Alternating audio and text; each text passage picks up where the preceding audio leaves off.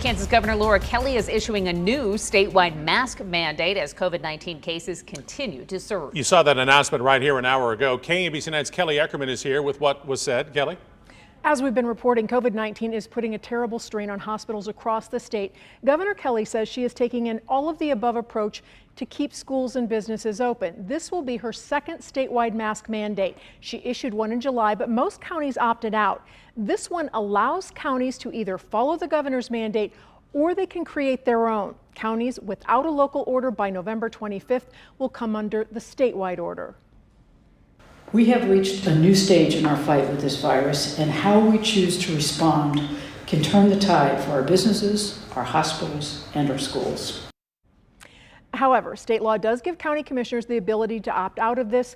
A new public health campaign will also begin next week, urging Kansans to mask up and avoid large gatherings. And Platte County is out with new COVID-19 restrictions beginning Monday in the part of the county outside of Kansas City, Missouri. Restaurants and bars will be at 50% capacity and close at 10 at night. Gyms and fitness centers will also be at 50% capacity. Everyone inside must wear a mask. Indoor gatherings will be 10 people max unless approved by the health department. Clay County, Kansas City, Missouri, Jackson, Wyandotte, and Johnson counties in Kansas have updated their COVID restrictions in the last week, and we have those changes at KMBC.com. Questions still remain on how cities and counties will enforce these rules. KMBC 9's Michael Mahoney joining us now. Michael, it sounds like you actually got some answers on this today. Absolutely. The police department are saying that they will help in any way that they can on this, but they're not going to be the COVID cops. And that means that they're not going to be citing anyone that should have a mask on, but they don't have one. Now, the police say that they will assist the health department in enforcing these new restrictions, just like they have in the past ones. Enforcing the new restrictions taking effect on Friday is the health department's job.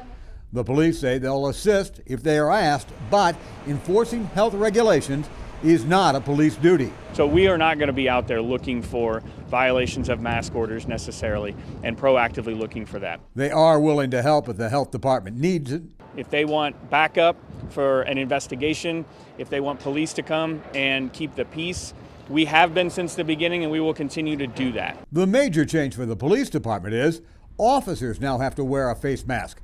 Before, they were exempt. That was one of the origins, as I understood it, of the initial first responder exemption, was to be able to clearly communicate in an emergency situation when moments or seconds or minutes count. Now, everybody has had that happen. When somebody's got a mask on, sometimes you can't hear them quite as clearly as when they have it off, and that is a worry of the police department that in emergency orders, as we just heard a second ago, having a mask on, their orders could not be heard clearly. However, they will be having masks on as these restrictions take effect at the stroke of midnight Friday morning. Michael Mahoney, KMBC 9 News. Mayor Quinton Lucas says he expects the police to break up big late-night parties that are violating that 10-person gathering limit. Police say they often break up big, noisy house parties. You can report any mask or gathering violations to the Kansas City, Missouri Health Department just by calling 311. You can also now send an email to covidviolations@kcmo.org. 2 area school districts are moving to online learning. In the Olathe district, middle and high school students will go to remote learning after the Thanksgiving break. That changed from November 30th until the end of the semester, December 18th. Activities and athletics will continue on a voluntary basis. Elementary school students will continue in-person full-time learning. North of the river, the Park Hill School District is moving its students to distance learning, and that's for all students from preschool to seniors in high school starting Monday and lasting until Friday, December 11th. The Park Hill District reports 61 new cases of COVID-19 this week. 24 were in elementary schools and its early education learning center. All right, want to give you the numbers here tonight. Cases in Missouri and Kansas are still climbing. Missouri hit a new record with an average of more than 5,000 cases a day. Kansas reporting 5,800 new cases since Monday. That's a higher number compared to a week ago. The Kansas positivity rate is down slightly, 19.8%. In Missouri, it's 24.6%. and that is of all tests that are now coming back positive. The staff at Lawrence Memorial Hospital is feeling the strain, where doctors are projecting a 500% increase in patients in the next 2 weeks. Doctors held a town hall meeting saying they're treating 29 people with COVID-19, but the hospital is preparing for 180 patients by December 1st. It is why doctors are stressing people need to help flatten the curve. St. Luke's Hospital is also reporting more cases, with 181 patients being cared for now. KMBC 9's Kelly Gibbs has the latest from medical experts there. Kelly? Yeah, and Chris, this is the largest number of COVID-19 patients that the health system's seen since the start of this pandemic. And doctors here say in the coming weeks, they're only expecting those numbers to go up. I can't say that there isn't fatigue weighing in and the emotions of having to deal with a staggering number of patients and a prolonged pandemic, but our team is strong, our team is full of morale, and our team is full of hope. Dr. Andrew Schlachter is a physician at St. Luke's Health System who calls the current number of COVID-19 cases staggering.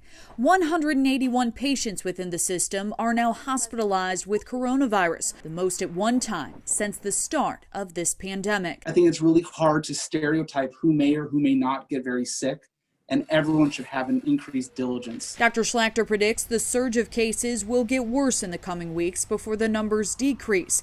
With the Thanksgiving holiday now just a week away, he and others are urging everyone to stick to the guidelines set forth by the CDC. I think that the number one thing anyone who cares about a healthcare worker can do is their part to make sure that them or their loved ones don't become our patients. And the good news here, specialists say they are fully equipped with rooms and PPE to handle the amount of patients that they're caring for. Reporting live in Kansas City, Kelly Gibbs, KMBC 9 News. We have encouraging news on a COVID-19 vaccine. Drug maker Pfizer says it now has enough data showing its coronavirus vaccine works. The company will be filing with the FDA for an emergency use authorization, or EUA, to distribute it. The final study of 44,000 patients shows the vaccine was actually 95% effective, even better than those initial reports just last week. If approved by the FDA, the federal government believes that it could vaccinate 20 million Americans by the end of the year, including those most at risk. Local doctors are encouraged about this news surrounding coronavirus vaccines, but they want people to know the hope is real, but the vaccines just aren't quite here yet.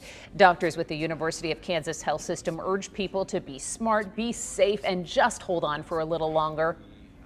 We just need people to still be good, to help us get to the other side. So yes, I'm hopeful that this news will work to convince people of that. We've been certainly using that as a lever to say to those who are in elected officials, public health officials here and across our region, say, look, really good news, really effective therapy that will help us change how we live is on the way.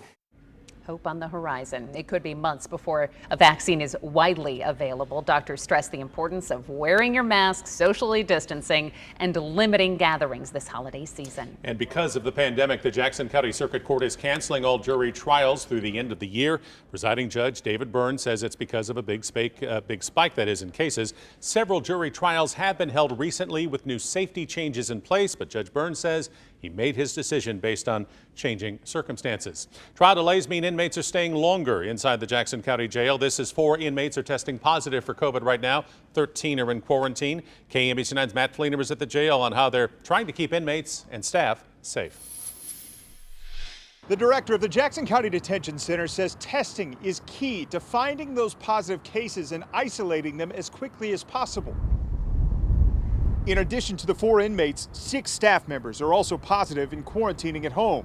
Meanwhile, the director said the average length of stay inside the jail is about 3 times longer since the pandemic began. The fact jury trials are getting delayed complicates that statistic even more. But the jail director said so far they're finding mostly asymptomatic cases inside. Some of the facilities in nearby jurisdictions have had positive rates as high as 75%. We've done facility-wide testing at least twice now. We don't have numbers like that. So I think that we've done a really good job right out of the gate. The jail director said they're doing weekly testing of everybody inside the facility for the next 4 weeks to make sure they can capture and isolate any positive COVID-19 cases. Matt Fleener, KMBC 9 News. The jail has also relied on video technology to reduce exposure traveling to and from courtrooms.